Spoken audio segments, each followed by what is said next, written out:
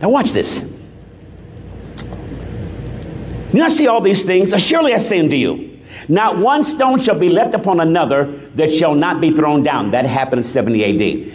But then in verse 3, now as he sat on the Mount of Olives, don't forget this is the Olivet Discourse. That's why it's called that.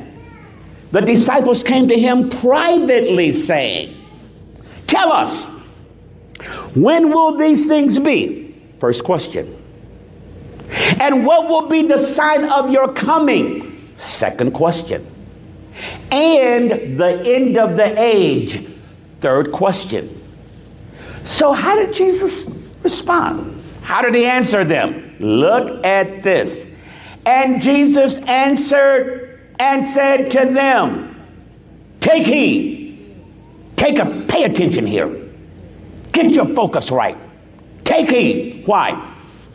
That no one deceives you. He didn't even answer their questions.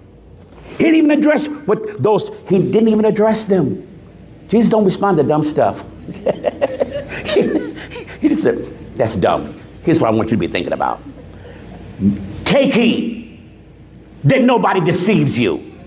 Of all the things to say, they asked some pretty weighty questions, Jesus, and you didn't even give them the respect to answer what they wanted to know?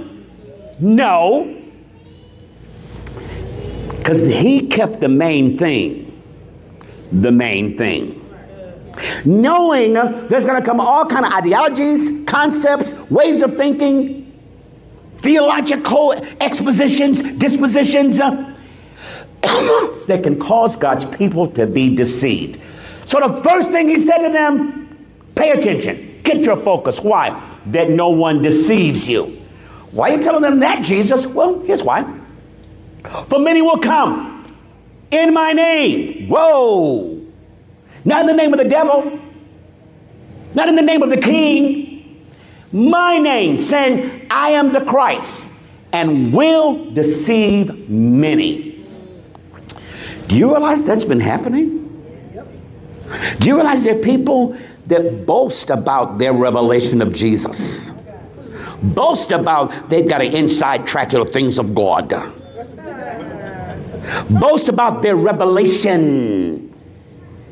Boast about their intimacy with God and their encounters with Jesus. And they're so good at describing it, explaining it, communicating it. It can and later on in this chapter, Jesus makes a statement, they deceive even the very elect. Now, I'm not going to get into any names, but there are lots of people, pastors, bishops, apostles, because of my role in the body of Christ, many of them I've had to deal with. There have been a couple situations I've had to actually rebuke people. One of them has been in the news recently and it was a clash between him and another apostle. And it was the difference, the clashing was so monumental, impacting so many people. In their conversation, they said, let's go to somebody else that can help us resolve this. And one of them called me and said, Apostle, me and so, we're having a real difference here. We're having a real conflict here. And we were thinking about who could bring some sanity to our dilemma, our conflict. And you're the only leader in this region. These aren't my words. It's what he said to me. In this region that we both respect, and we're going to do what you tell us.